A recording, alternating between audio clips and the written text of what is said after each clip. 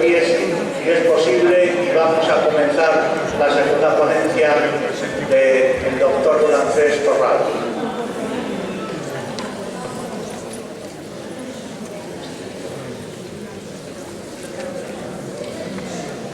Bueno, pues gracias. Vamos a proseguir, si os parece bien.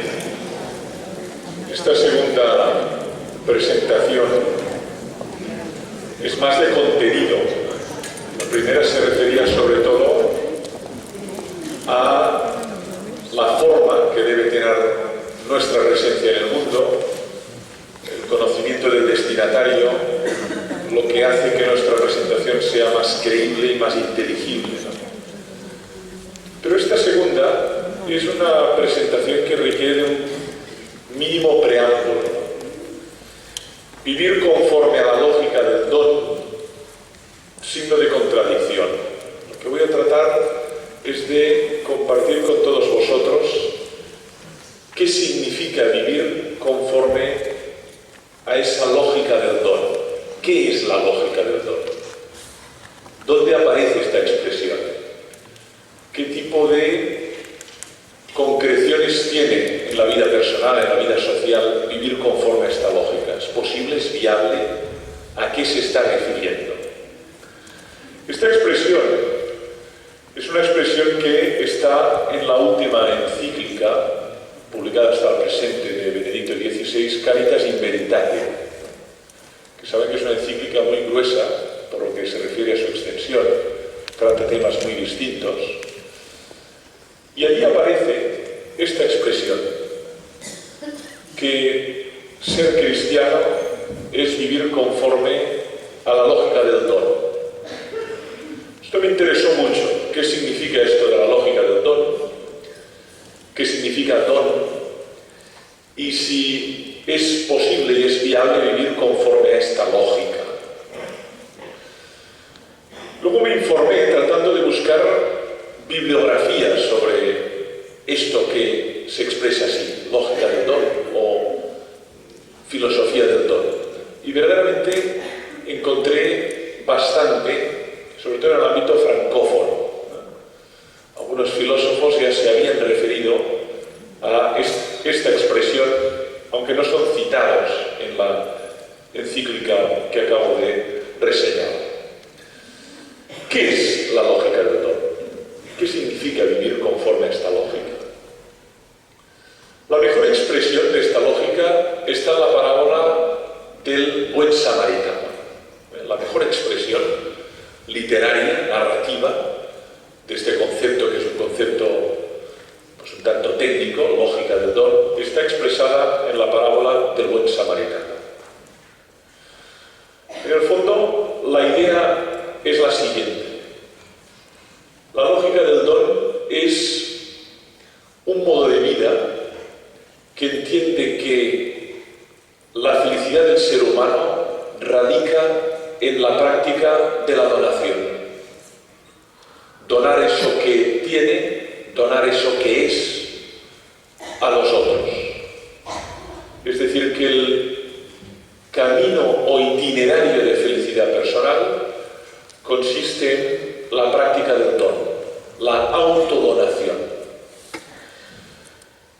Cuando por otro lado en nuestro entorno, muy habitualmente, el itinerario de felicidad que se nos presenta es precisamente contrario. Ser feliz es recibir bienes, recibir honores, recibir reconocimientos, pero raramente se describe como una práctica contraria. Es feliz el que da lo que es en el mundo, se da a sí mismo.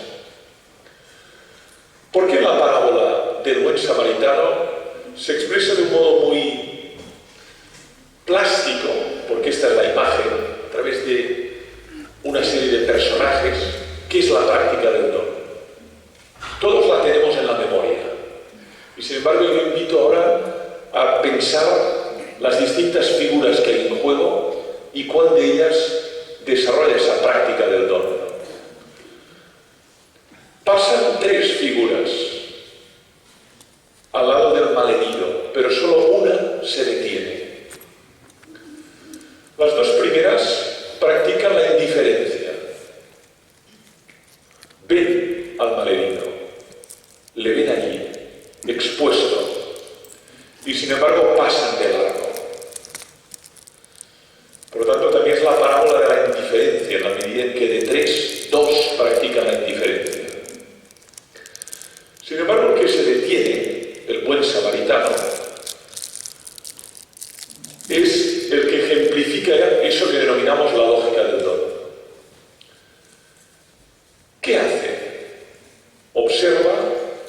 escucha y se detiene, observa, alguien le llama, desarrolla una llamada, escucha esa llamada y se detiene. ¿Y luego qué hace? Da lo que puede para que esa persona pueda ser hospedada, atendida, cuidada, de tal modo que pueda subsanar esa fragilidad, esa herida, esa vulnerabilidad. Pero el elemento clave de esa práctica es la gratuidad. El buen samaritano primero da tiempo personal. El hombre iba de Jerusalén a Jericó, tenía algo que hacer, no sabemos qué, podemos imaginar qué, pero el caso es que lo primero que da es un bien intangible, da tiempo a otro ser humano. A veces pensamos que la lógica del don solo tiene que ver con lo que denominamos los dones materiales, cosas físicas. No, vivir conforme a la lógica del don es dar. Y lo que da el buen samaritano en primer lugar es tiempo. Tiempo para el otro, donación de tiempo. Un bien muy escaso en nuestro contexto y además que nos resulta muy difícil dar. Da tiempo. Da también un bien material, da recursos económicos para que pueda ser hospedado, atendido, curado el tiempo que lo necesite y lo delega a otra persona, puesto que él no dispone del hogar ni de las posibilidades de cuidarle. Da por lo tanto un don material y un don inmaterial, pero además lo da gratuitamente, se va. Ya no sería referente de la lógica del don si al cabo de 2 días pasara otra vez por esa posada y le recordara al que ha sido receptor de ese don quién se lo ha dado y que necesita un beneficio de esa prestación que le ha regalado. Eso significa que la lógica del don exige necesariamente la práctica de la gratuidad. Es lo que Benedicto XVI denomina el principio de gratuidad, que es esa capacidad de dar sin esperar resultado, dar sin esperar reciprocidad. Siempre lo contraponemos a la lógica mercantil. La lógica mercantil, uno da y espera algún tipo de beneficio de eso que da. En la lógica del don, uno da porque entiende que en el dar consiste el sentido de su vida. Que lo que le llena es paradójicamente dar. Que lo que le colma es paradójicamente vaciarse, darse a los otros. Es la parábola que expresa de un modo muy plástico en qué consiste esto de la lógica del don. Bien, la pregunta, cuando uno ahonda en ella, es muy clara. Esta lógica, la denominada lógica del don, ¿es viable en nuestro mundo? ¿O solo es en el espacio hogar, en el espacio privado? ¿Es viable en el mundo político, económico, social, sindical, educativo, sanitario? ¿O en esos mundos la única lógica que está ahí presente es la lógica, como diría San Agustín, del do ut des, es decir, de la reciprocidad, del cálculo, del beneficio? Te doy, pero espero tener eso después de lo que te doy. Por lo tanto, la pregunta no es baladí. Si lo nuclear de nuestra opción es la lógica del don, no es baladí preguntarse si esa lógica puede ser vivida más allá de los límites de nuestro hogar, de nuestra vida familiar o de nuestra vida amical. Porque si no es plausible ni viable en el ancho mundo, entonces, ¿por qué exhortamos a las personas a vivir conforme a la lógica del don? Y de hecho, lo que desarrolla Benedicto XVI in Caritas in Veritate es mostrar que esa lógica, la lógica del don, no solo es viable, es necesaria, es urgente, es la que colma los deseos de felicidad del ser humano, es la que construye comunidad, es la que puede salvar el sistema mundo de su naufragio. Y eso lo va argumentando a través de distintos aspectos y áreas. ¿Es posible una economía del don? ¿Es posible una relación con la naturaleza que no sea de tipo instrumental y basada y fundamentada exclusivamente en el cálculo? ¿Es posible una política del don? ¿O lo que rige la vida política es el cálculo de intereses, el cuento electoral o el maquiavelismo y el cinismo que observamos tan frecuentemente? ¿Es posible otra política, otra economía, otra educación, otro modo de vincularse con la naturaleza? Eso es lo que ahí está en juego.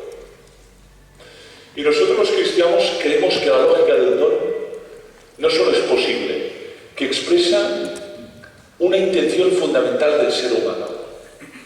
Ahora lo trataré de argumentar, pero me parece que la pregunta es clave, porque si solo podemos vivir esa lógica del don a puerta cerrada, como diría Sartre, ¿no? We close, a puerta cerrada, entonces no presentemos esta lógica del don como algo viable para el mundo. Cuando uno vive esta lógica del don, y ahora entraré a describir cómo se articula, acaba siendo un signo de contradicción en su mundo. Cuando uno da sin esperar, cuando uno se detiene sin esperar, cuando uno pone la otra mejilla o da el perdón, eso es signo de contradicción, sorprende, cuestiona, y tú no esperas nada. ¿Cómo es posible? Y tú me vienes a ver en una unidad de cuidados paliativos sin ningún tipo de pretensión económica o de cálculo instrumental. ¡Qué extraño! ¡Qué novedad!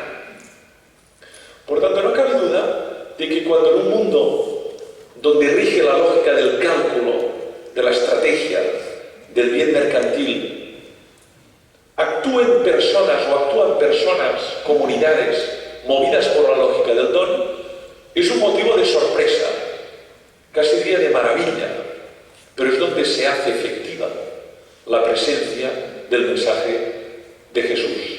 Es donde se expresa analógicamente el gesto del buen samaritano. Entonces vayamos a ver cómo se argumenta, de qué manera se procede, para mostrar que esta lógica es viable, es posible, es urgente además, es necesaria, responde a las intenciones fundamentales del ser humano. Empiezo por una primera constatación, que es una constatación que todo ser humano puede hacer, y además es una de esas constataciones que simplemente pensando uno se da cuenta que es así. Casi diría es una evidencia. Somos don. Esta es la primera evidencia. Nadie se ha hecho a sí mismo. Nadie se ha dado a sí mismo, ni su existencia ni su naturaleza. Nos encontramos siendo. Nos ha sido dada la vida, el don de la vida. La verdad es que nadie ha hecho méritos para existir. Vive, existe, está en el mundo porque alguien lo ha hecho posible. En el fondo somos el resultado de una relación, del vínculo de nuestros padres. Y aparecemos en el mundo. Somos un don. La existencia no es un mérito, es un don. Un don efímero, frágil, pero es un don que se debe conservar, cuidar y velar, pero es un don. Tampoco hemos elegido nuestra naturaleza, nuestros talentos, nuestras capacidades, nuestros recursos, también nos han sido dadas. Y el músico tampoco ha elegido estar capacitado de una inteligencia musical que le predispone a ese tipo de actividad humana. Lo que pasa es que si cultiva ese talento, su ser brilla y embellece la realidad. Y tampoco esa persona que tiene tanta capacidad para el lenguaje lógico-matemático ha decidido tener esa capacidad. Se ha encontrado con ese don. Nuestra finalidad es trabajarlo, cultivarlo, para darlo, para poder a través de él embellecer la realidad, generar más belleza en la realidad. O sea, la primera constatación es que tanto la existencia personal como la naturaleza personal de cada uno es algo que nos ha sido dado. También constatamos que el mundo nos ha sido dado. No es propiedad del ser humano. No es una pertenencia. Nos ha sido dado el escenario donde desarrollamos nuestra vida. La creación es el don fundamental. No era una exigencia de Dios creado. La creación es una consecuencia directa del amor infinito de Dios. Podría no haber creado. La creación no es una construcción humana. Nos encontramos siendo en un mundo. Podríamos no haber sido, podría no haber mundo. Estamos en un mundo y además nos encontramos con una naturaleza. En Caritas in Veritate hay una descripción muy a fondo de la naturaleza como don. Y por tanto no como una reserva industrial o energética que está simplemente ahí para nuestro uso y consumo de un modo indiscriminado y muchas veces transgrediendo la misma ley de esa naturaleza. Conservarla, cuidarla, dejarla en herencia a las comunidades de humanos que vendrán después es nuestra exigencia. Por eso ahí se desarrolla esa idea de la necesidad de una ética de las generaciones venideras. La naturaleza nos ha sido dada, ¿cómo la tratamos para que otros que también vivirán en ese entorno puedan gozar y vivir dignamente en ese mundo? Es don la existencia personal, es don la naturaleza que nos ha sido dada, es don el entorno donde estamos. También es don el tú con el que hablo. Yo no he inventado a este ser humano que es mi alumno. Yo no he inventado a este ser humano que es mi hermano. No he inventado a esos seres. Están ahí. El don del tú, el don de la vida personal con la que puedo establecer un vínculo. Me la encuentro.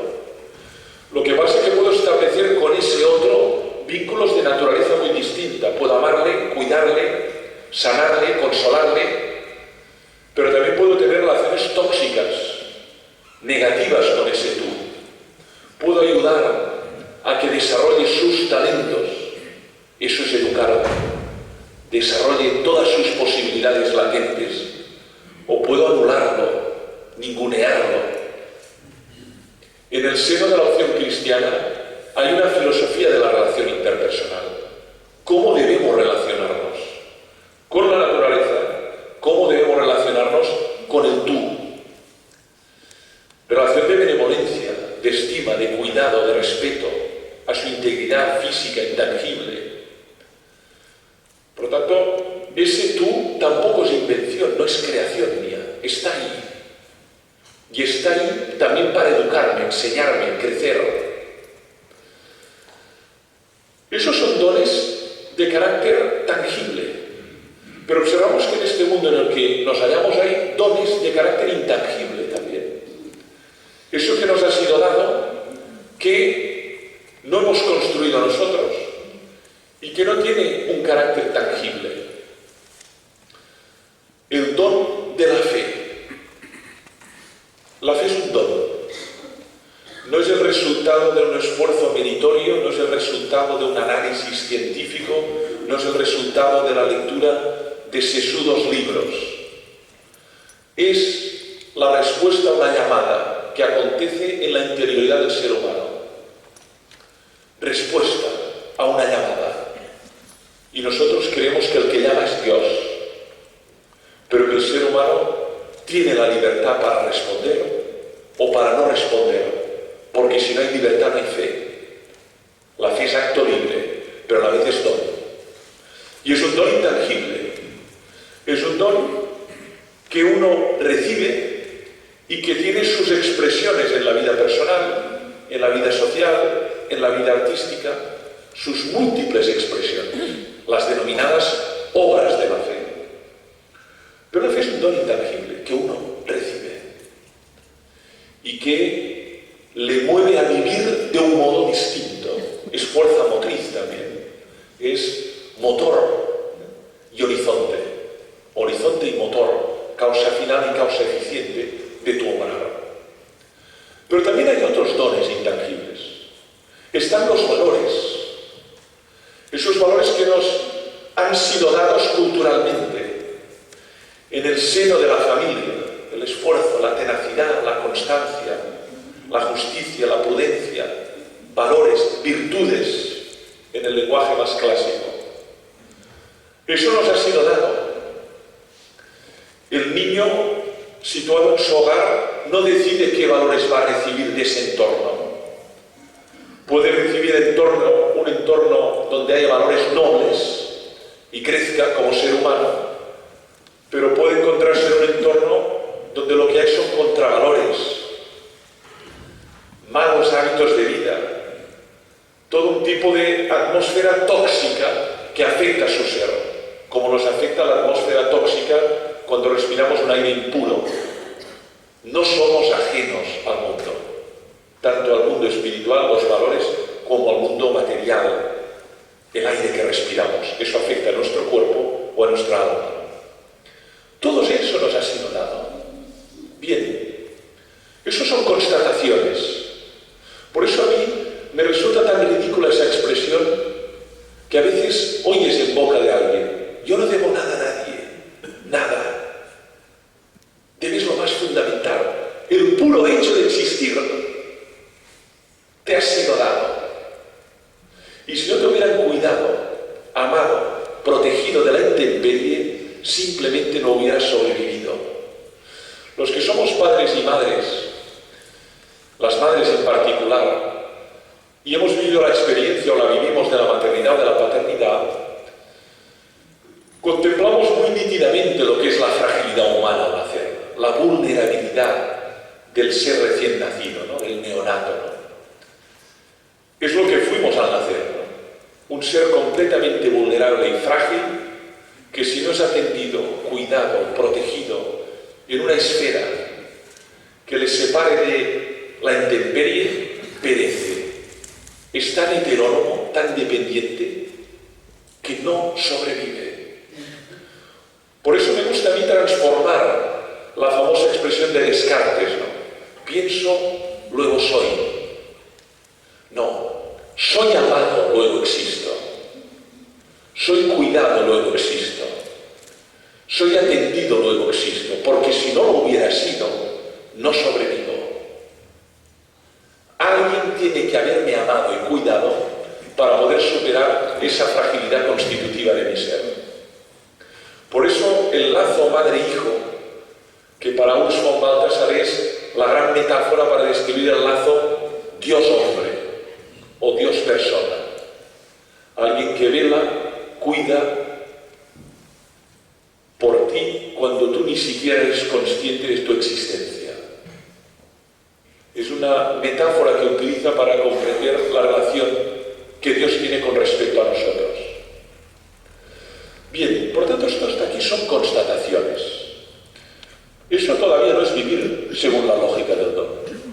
Pero eso es despertarse a una realidad muy clara, que somos don, que el mundo es don, que el otro es don, que hay una realidad de dones que me ha sido dada. También podríamos hablar de los dones culturales, del don artístico, del don de la ciencia. No empezamos de cero. Durante esta pequeña pausa que hemos tenido, gracias a la visita que he podido hacer con mi esposa, señor obispo, te das cuenta que no estamos en una selva. Hay catedrales que otros construyeron. Están obras de arte que están ahí, que otros nos han dado. Ya no están ellos, pero la obra persiste. Su trabajo, su inteligencia, su sensibilidad, su genialidad persiste en la obra y gozamos de ella cuando la observamos. Por lo tanto, esos son dones que también gozamos y son de tipo artístico. No están en la naturaleza, han sido construidos por seres humanos, ¿no? Bien.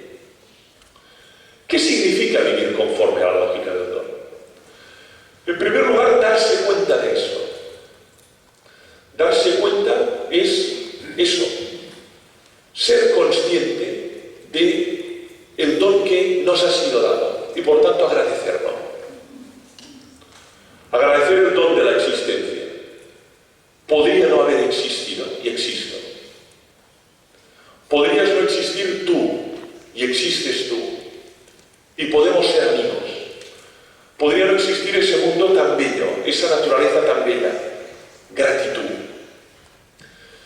Gratitud por el don recibido. Nosotros además tenemos un destinatario de esa gratitud, que es Dios.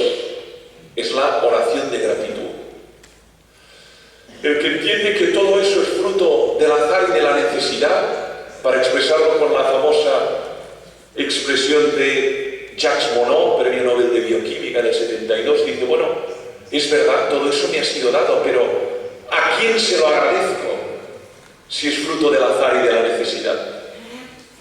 Nosotros creemos que hay un donador que ha dado todas esas posibilidades al mundo.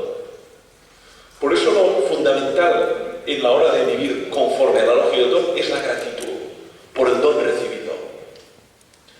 Eso lo expresa muy claramente una tradición espiritual dentro del cristianismo que yo estimo particularmente y valoro, que es la tradición franciscana, en el Cántico de las Criaturas, San Francisco de Asís, donde agradece todos esos dones naturales después de un acto de admiración frente a la naturaleza. Un sentido de gratitud. ¿Qué es vivir conforme a la lógica del don? Velar por todo lo que ha sido dado. El primer verbo es agradecer. Vaya, el anterior es darse cuenta. En castellano, un verbo muy bonito, percatarse. En catalán diríamos adonar-se, percatarse. En gallego lo desconozco. Percatarse de eso que te ha sido dado. 2, agradecerlo. 3, velar. Velar porque ese don es frágil. Se puede romper el árbol, se puede romper el ecosistema, me puedo romper yo, se puede romper esa vida emergente. Vela por ella. Esa obra de arte, vela por ella. El tiempo, la erosión. Velar para que eso que ha sido dado permanezca y otros puedan gozarlo. Eso tiene que ver también con los vínculos humanos. Una cosa es empezar la amistad el día 1, otra cosa es continuar esa amistad el día 5000. Esa amistad, si no es cuidada, atendida, puede uno perder ese don tan inmaterial que era poder contar con un amigo. O en la vida conyugal, es fruto de una lección, pero el cónyuge no inventa al otro cónyuge, le ha sido dado, fruto de una lección. ¿Cómo cuida ese vínculo para que persista creativamente a lo largo del tiempo? No se convierta en una música conocida, aburrida, algo que al finalmente hastía al ser humano. Por lo tanto, el velar, eso es vivir conforme a la lógica del don. Velar por todo eso que ha sido dado. Yo creo que ahí, cuando quienes somos cristianos tenemos actitudes de esto, de respeto a la integridad del otro, de velar por su ser, sea cual sea este ser, estamos expresando ya la lógica del don. El respeto a toda forma de vida, no aniquilar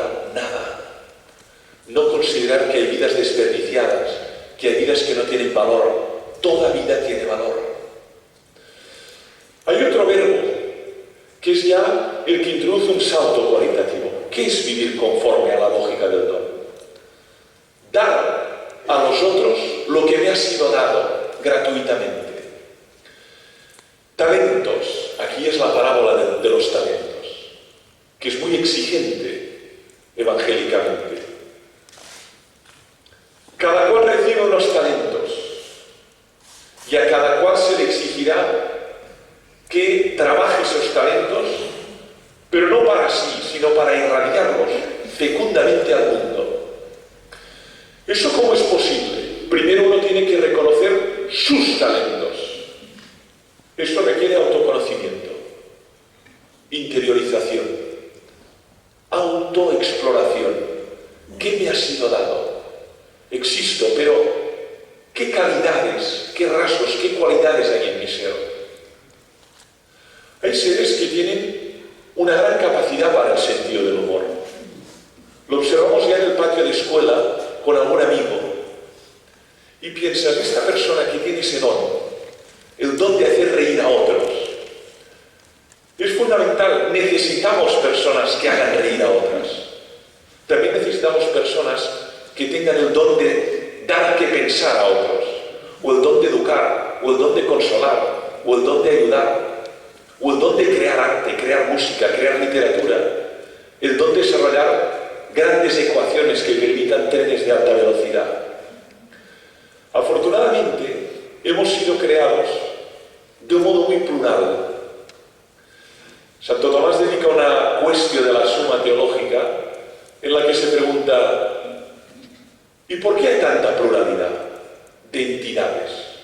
Podría haber creado un mundo donde todo fuera igual, homogéneo, gris. Y sin embargo, no es necesario sentarse en la Quinta Avenida de Nueva York para percatarse de la pluralidad humana, tanto a nivel físico como a nivel de capacidades internas, de talentos, de aptitudes, ¿no? Lo observamos en un hogar, en un aula, en un pueblo, en una gran ciudad. Y Santo Tomás contesta, dice, porque la belleza de Dios no podía expresarse en un único ser. Se expresa polifónicamente en una pluralidad de seres. De tal modo que cada uno a su modo es portador de salud que ninguno de ellos agota por sí mismo. Y uno pues nos hará trascender con su música. Y uno escucha a Bach o una misa de Mozart o Stravinsky y dice: ¿qué don tenía esa persona que debidamente cultivado, cuando lo escuchamos, nos eleva? Y la música tiene esta capacidad también de elevación hacia lo inmaterial, nos transporta.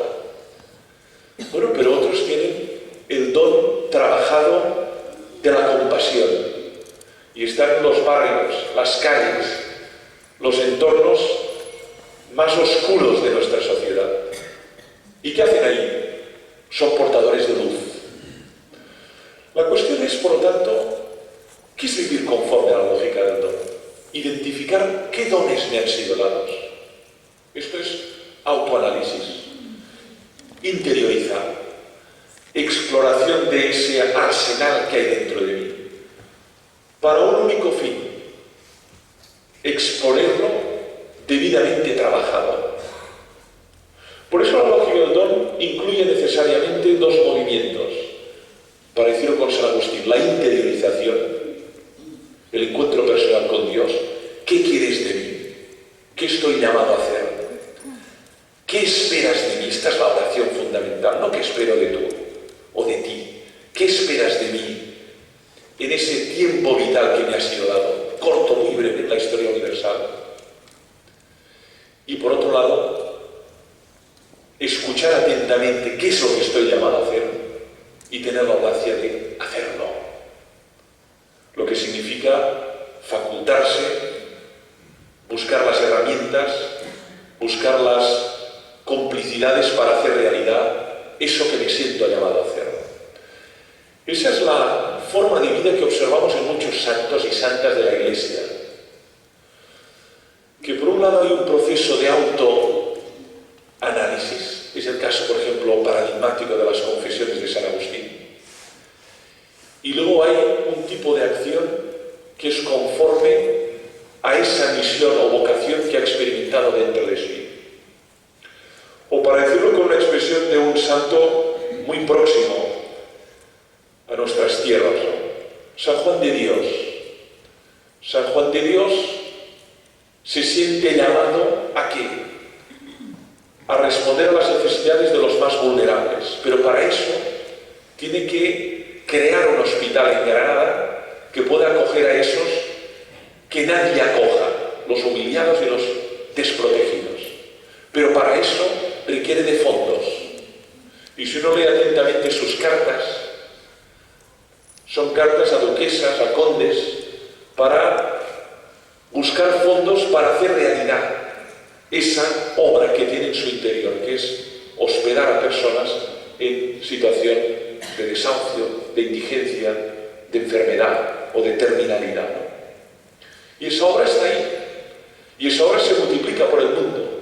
Y esa obra suma a otras personas que se suman a la obra.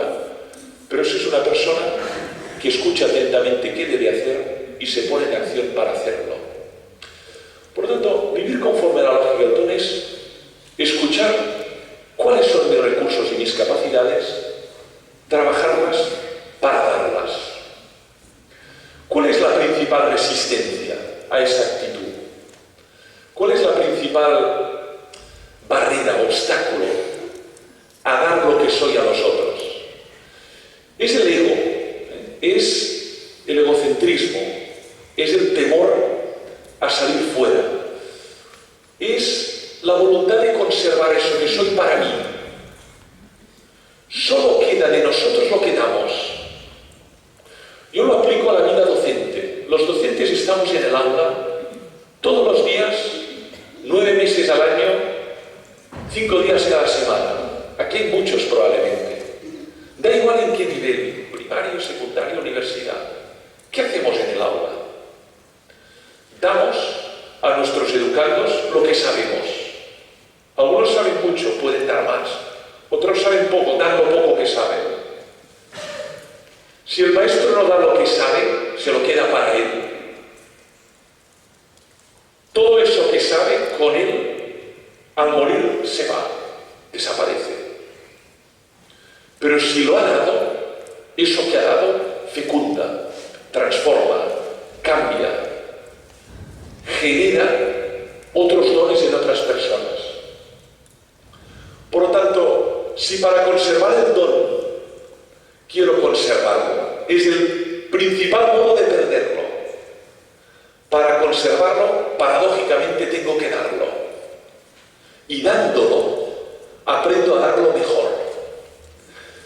La enfermera que está dando consuelo, que está paliando el sufrimiento de muchos enfermos, que lleva 20 años haciéndolo, a través de esa práctica de donación, no pierde ese recurso, al contrario, lo sabe hacer mucho mejor. Por lo tanto, es dándose como uno, precisamente, aprende a dar, como solo se aprende a nadar nadando. Por lo tanto, una resistencia es el ego. No quiero perder lo que tengo, no quiero darlo. Pues entonces no podríamos contemplar las catedrales, las tallas románicas, el surrealismo, la poesía que nos han dado tantos grandes creadores. Nos la dieron. Y gracias a todo eso, gozamos estéticamente. La resistencia es el ego, que amuralla a la persona dentro de sí. Pero hay un último punto, que es el más difícil, es la gratuidad. El intercambio de dones es fundamental en una sociedad. Es la matriz de una sociedad. Uno da lo que sabe hacer y recibe un intercambio. Usted sabe latín y enseña latín a mis hijos, pero yo soy lampista y puedo arreglar el grifo de su casa. La sociedad funciona, existe como un intercambio de dones antes de que apareciera el dinero como representación gráfica de ese intercambio, lo que cuesta darlo. Sin embargo, nosotros estamos llamados al don gratuito. Aquí hay dos lógicas. Está la lógica del cálculo y está la lógica del don. Kierkegaard dice que amar es lo contrario de calcular, que el que ama no calcula. ¿Cuántas veces te he invitado? ¿Cuántas veces te he dado? Da, da y da. Y en el dar encuentras sentido. Que el cálculo es fruto de la debilidad del amor. Cuando uno calcula y hace números, es que ya no está en la lógica de la gratuidad y del amor. El que ama no calcula. Lo pondré con un ejemplo muy plástico, también de la vida familiar. La lógica del don se expresa de un modo muy claro en la relación paterno-filial o materno-filial. De entrada damos al hijo algo que él no puede darse a sí mismo, la existencia. Yo estoy en deuda con mis padres eternamente, porque aunque trate de ser buen hijo, nunca les podré dar lo que me han dado, la posibilidad de existir. Nunca. Incluso ahora que están en una situación de fragilidad, de debilidad, de pérdida de la memoria, aunque tratemos los hijos de cuidarles bien, yo no puedo darles lo que me dieron. Y el hijo no puede darle la vida al padre que está muriendo en el lecho. La vida solo la da Dios. Por tanto, estamos en deuda permanente. No podemos dar eso que nos dieron, que es fundamental, el don de existir. Luego nos educaron, nos formaron, nos protegieron, nos cuidaron, nos velaron. Ahora imaginen que después de este proceso que hacemos con nuestros hijos, antes de que el hijo se emancipe, que es un proceso, como sabemos en nuestro país, muy tarde, aparece muy tarde en relación con otros países, por razones múltiples, por razones muy complejas, pero que antes de volar del nido, en el recibidor le dijéramos: mira, hijo, esta es la factura que tienes que pagar desde el primer colchón hasta el último máster. ¿Qué ejercicio de la paternidad y de la maternidad sería este? No hemos calculado, damos lo que podemos. Unos pueden dar un entorno más confortable, otros menos. La vida tiene muchas vicisitudes, pero en esta relación hay donación, donación y donación. Y luego el hijo entra en crisis y su empresa se quiebra y el padre pensionista y la madre le reciben en su hogar con los dos nietos y viven de esa pensión. Otra vez donación. Y luego necesitamos que nos ayuden en un canguro, que nos ayuden porque no podemos conciliar la vida personal con la vida familiar y la vida laboral. Y nos dan tiempo. Esto es donación. Y es donación sin cálculo. Eso existe en la vida humana. Hay miles de ejemplos cotidianos, diarios, tanto en la esfera intrapersonal como en la vida asociativa, en la vida voluntaria, en la vida eclesial, de la práctica de la donación. Por lo tanto, la pregunta inicial, esto de vivir conforme a la lógica del don, de actuar gratuitamente, es una utopía, es un sueño irrealizable, es irracional plantearlo. No, es ya una realidad. Lo que pasa es que la lógica que se hace más visible es la lógica del cálculo, la del intercambio, que es necesaria también en la vida humana. Esta es la más visible, pero la lógica del don sustenta muchas comunidades. Vayamos al ámbito eclesial. ¿Qué sería de tantas asociaciones, comunidades, en tantos lugares de nuestro país, si no hubiera personas dispuestas a dar tiempo, recursos, materiales o inmateriales, para el desarrollo de esa comunidad? No podría sobrevivir. Todo ese capital intangible está ahí. El voluntariado, la entrega de tiempo, ustedes mismos hoy, ejemplo de donación de tiempo y de donación de recursos para un bien que creemos que es superior a nuestras vidas personales. La vida docente. ¿Cuántos educadores dan más que lo que está exactamente marcado en el contrato. Muchas veces en una tutoría damos mucho más que conocimientos, damos consejo, damos ideas, damos consuelo y damos fuera del entorno también laboral. Por tanto, la donación y la donación gratuita existe. Lo que pasa es que es invisible. Y ahora intentaré mostrar, para ir a la recta final, por qué es invisible. Es invisible porque el valor fundamental de alguien que da gratuitamente es la discreción, precisamente. Es el no querer sacar partida de imagen. Cuando el buen samaritano se detiene, da dinero y tiempo al malherido. Allí no hay cámaras de televisión, allí no hay periódicos, allí no hay periodistas. Da. Ahora, ¿quién se ha enterado de lo que ha hecho? Solo el receptor, el malherido. Se ha enterado de que alguien ha pensado en él y ha velado por él. Los dos que han pasado primero ni se han enterado de que uno paró. En Jerusalén, en Jericó, ¿alguien se ha enterado de que alguien practica gratuitamente el don? No. Y sin embargo eso es fundamental en el don gratuito. La discreción, la invisibilidad. Es la persona que da recursos a una comunidad sin contemplar su nombre nadie. Este es el don gratuito. Allí no hay ninguna pretensión ni de limpiar una imagen social, ni de cosmética, ni de sacar algún tipo de provecho en lo que representa mi ego.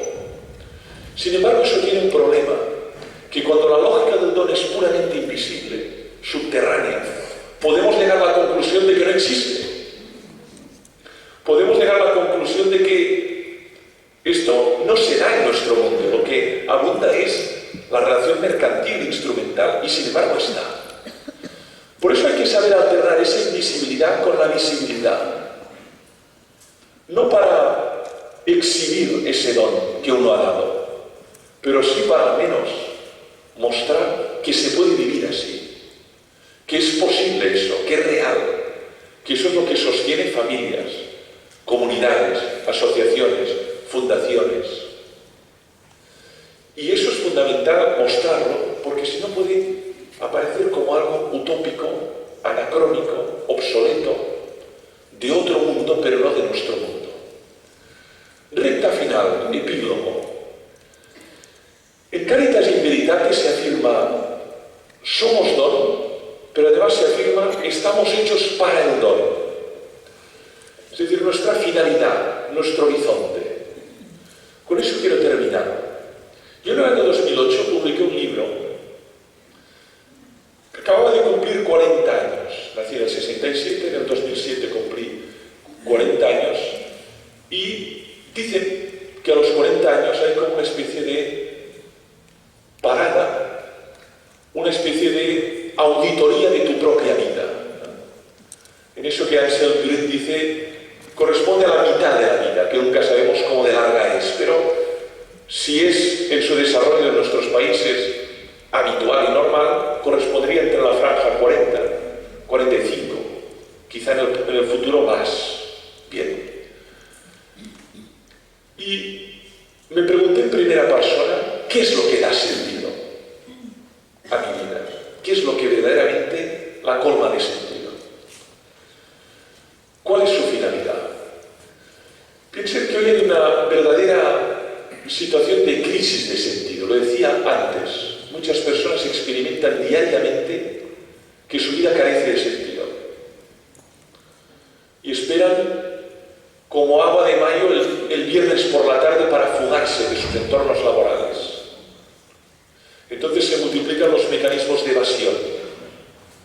Mi vida representa vacía, algo así como estoy desencantado de mi vida, pero intento vivir con la máxima intensidad fin de semana para regresar de nuevo a un lunes que me asquea, y eso durante toda mi vida. Yo no quiero un tipo de vida así para ninguno de mis hijos, ni de ninguna persona que amo. Nosotros estamos hechos para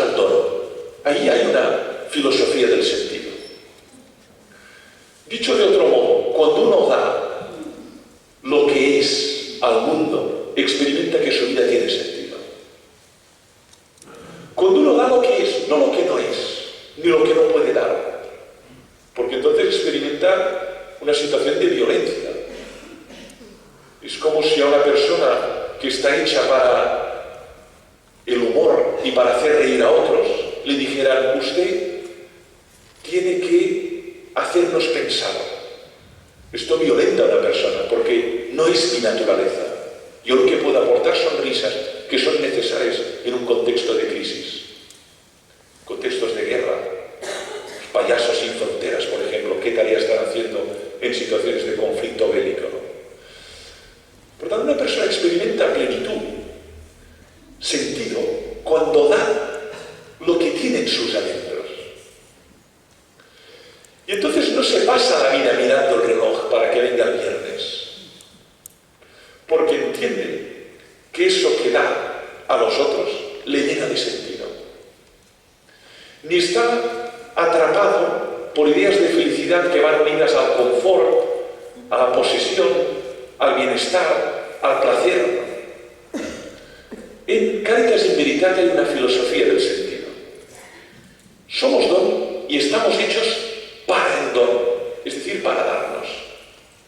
Y cuando uno se ha dado, experimenta que su vida ha merecido la pena. Ese es el diálogo que tienes a veces con alguna persona al final de su vida. El que tiene la percepción de que ha dado de sí lo que podía, de que ha dado sus talentos para mejorar un pueblo, una ciudad, una institución que ama, y se va de este mundo, se va con serenidad. He hecho lo que tenía que hacer. El tiempo ya no dependía de mí. Unos viven 30 años, otros 105. Pero he hecho lo que tenía que hacer. Hay paz, hay serenidad. Qué dramático es, en cambio, cuando uno se va percibiendo que no ha podido dar lo que verdaderamente podía haber dado, porque nunca más lo podrá dar. Es un don muy efímero.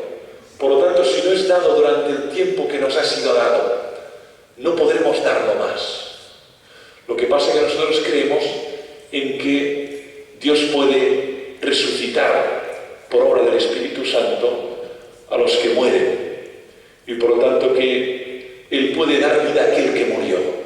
Nosotros no podemos dar vida a nuestros padres en el lecho de muerte. Podemos cuidarles, consolarles, pero darles vida no. Yo creo que ahí está la clave, y es una clave que deberíamos pensar a fondo. ¿Es viable? ¿Es posible vivir conforme a la lógica del don? Sí. ¿Genera amargura? No. ¿Genera plenitud? ¿Podemos ayudar a otros a vivir conforme a esta lógica? Sí. ¿Debemos hacerlo? Sí. ¿Por qué? Porque nos interesa la felicidad de los otros. Muchas gracias por la atención.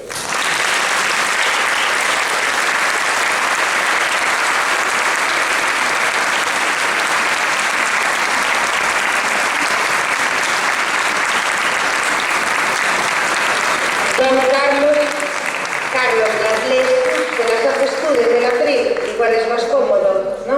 Vale. Yo creo que es mejor que las lea él primero y luego las organice para poder responder a lo mejor a dos o tres de una misma forma, porque hacen un mismo planteamiento.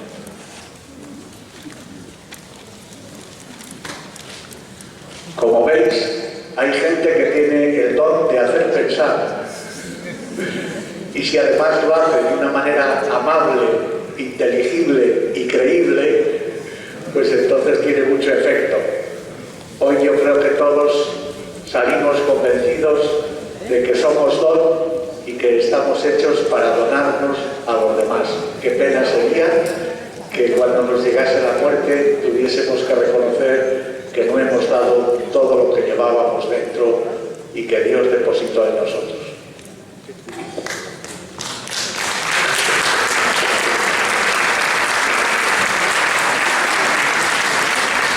Bueno, muy brevemente recojo estas tres preguntas que son una síntesis de preguntas que han llegado. El tema, como decía, es de contenido, de grosor. La primera más formal, pero esta iba, yo creo, al ADN de la propuesta cristiana. Hay una pregunta que tiene que ver con la la decisión, entonces, ¿cuál es el don, la propia capacidad para decidir, o la decisión o elección de la fe? Es importante esta pregunta. La fe es un don, así está expresado en todos los grandes padres de la Iglesia y en el catecismo de la Iglesia Católica. No es un don, ¿no? Es una llamada que recibimos, ¿no? Entonces, claro, la pregunta es, bueno, pero ¿y el acto libre dónde queda ahí? La capacidad de decidir dónde queda, ¿no? Uno puede responder o no responder. La respuesta es humana. Alguien llama, puede responder o puede ignorarle. Y luego, además, debo discernir cómo responder, de qué manera concretar esa respuesta. Hay personas que optan por una respuesta sumamente radical, en el buen sentido del término, ¿no? Y entienden que esa llamada les lleva a los confines del mundo para evangelizar a pueblos que desconocen radicalmente el cristianismo. ¿Dónde está la elección? La elección está en responder. En la parábola del buen samaritano se detiene uno, pero 3 son llamados, pero se detiene uno, responde. Por tanto, ahí hay en juego el acto libre. Dios no arrastra con su llamada, porque si arrastrara no habría acto libre.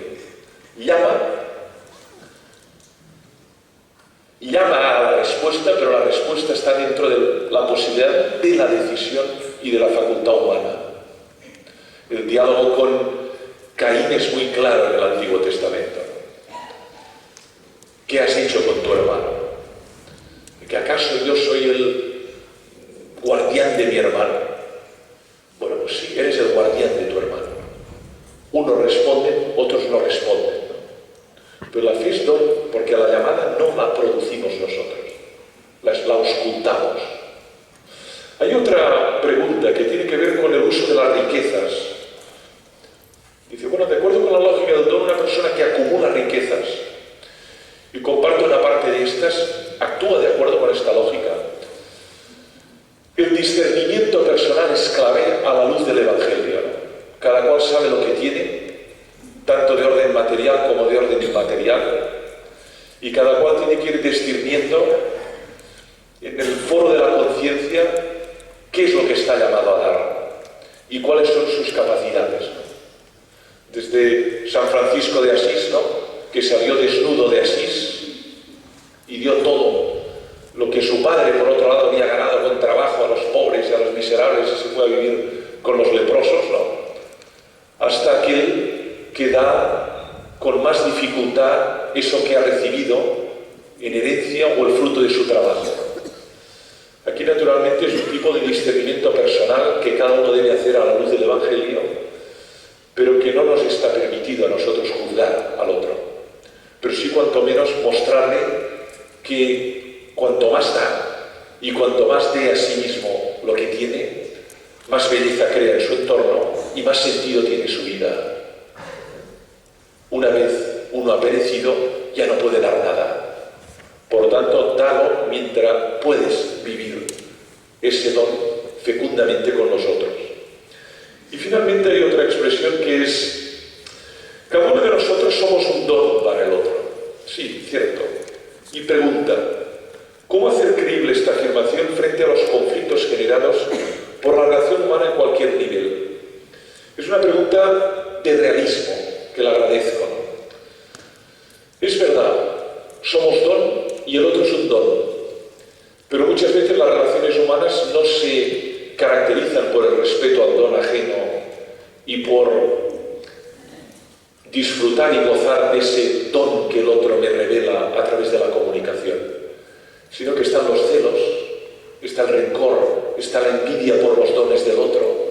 Es que yo querría poder componer como Mozart, yo querría poder poetizar como Conqueiro, ¿no? Yo querría poder construir la Sagrada Familia como Gaudí. Tú tienes los dones que tienes. No trates de emular a otro, no trates de ser como el otro. Eres amado como eres, pero debes identificar cuáles son tus dones para mostrarlos. Por lo tanto, es verdad que en el plano de las relaciones humanas lo que observamos muy frecuentemente es el conflicto, la tensión. A veces porque anulamos el don del otro, no le dejamos expresar lo que hay dentro de sí, lo ninguneamos, lo anulamos, o a veces simplemente porque desearíamos ser como el otro, en lugar de admirarle y agradecer que en el mundo hay alguien como tú capaz de construir esa poesía. ¡Qué bien, qué gozo! Voy a disfrutar de eso que me has dado. Nosotros tenemos que ser causas eficientes de una relación donde uno pueda expresar su don y pueda, por otro, acoger el don del otro. Esta donación y esa hospitalidad es fundamental en la relación intrafamiliar. Los padres no somos propietarios de nuestros hijos. Los hijos no son objetos nuestros, son sujetos derechos, son seres únicos e irrepetibles. Estamos para que desarrollen su vida a su servicio. A veces hay relaciones de proyección, de nivelación, de que él sea lo que yo no fui, que él haga lo que yo no pude hacer, que cumpla mis sueños rotos. Él está llamado a hacer y a ser lo que está llamado a ser. Tenemos que ayudarle a descubrir, pero no podemos proyectar en él sueños rotos o expectativas que no cumplí en mi vida personal. Eso es fundamental.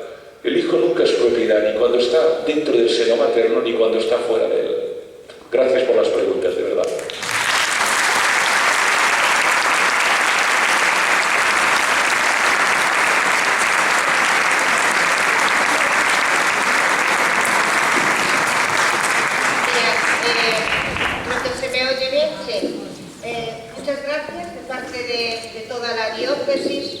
Por habernos acompañado hoy. Queríamos hacer la entrega de un pequeño obsequio. Es solo un recuerdo, pero creo que va bastante bien con lo que hemos hablado hoy, con lo que nos ha comentado.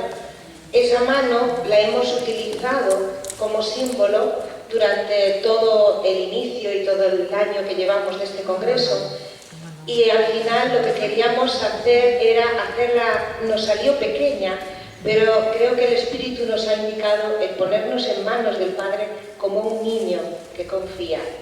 Que seamos luz desde ese símbolo y desde ese signo es lo que le queríamos hacer entrega hoy.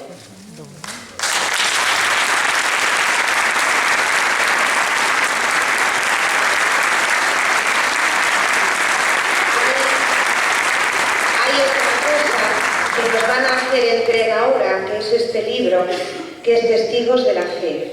Es un libro que lleva unos años escrito. Son testigos de la fe de toda la diócesis de Mondoñedo Ferrol. Ahí vais a encontrar personas que han sido testimonio, que han vivido desde ese don del que nos hablaba don Frances Torralba, sacerdotes, consagrados y también laicos, todos en comunión. Le hacemos entrega a don Frances Torralba para que recuerde también nuestra diócesis y ese don vivido en ella.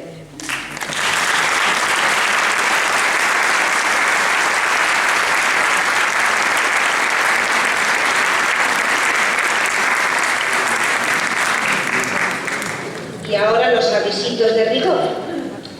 Mirad, me avisaba la gente de liturgia que tenéis en la carpetita un tríptico para la capilla de reconciliación, ¿vale? Por si alguien quiere confesión o por si alguien quiere hacer un momento de oración, tenemos una capilla habilitada para eso y sacerdotes disponibles por si alguien quiere vivir el sacramento, ¿vale? Avisáis y se os pondrá a disposición a alguien, ¿de acuerdo?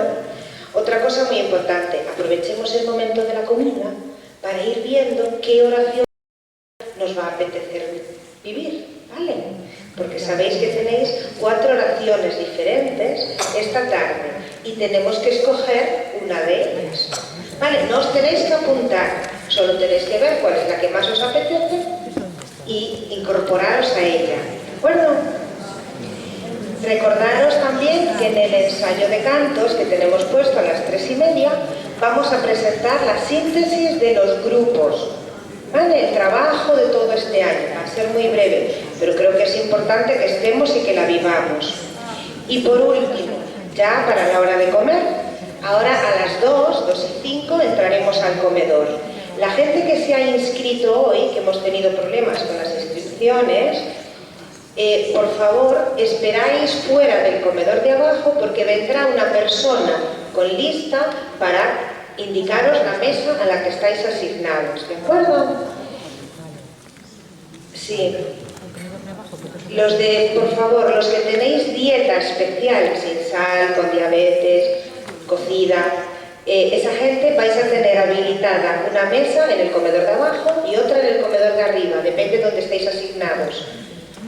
Por favor, poneros todos en la misma mesa, ¿vale? Muchas gracias. Recordad que tenemos 2 exposiciones muy interesantes, mesas, ¿vale? Gracias, hasta luego.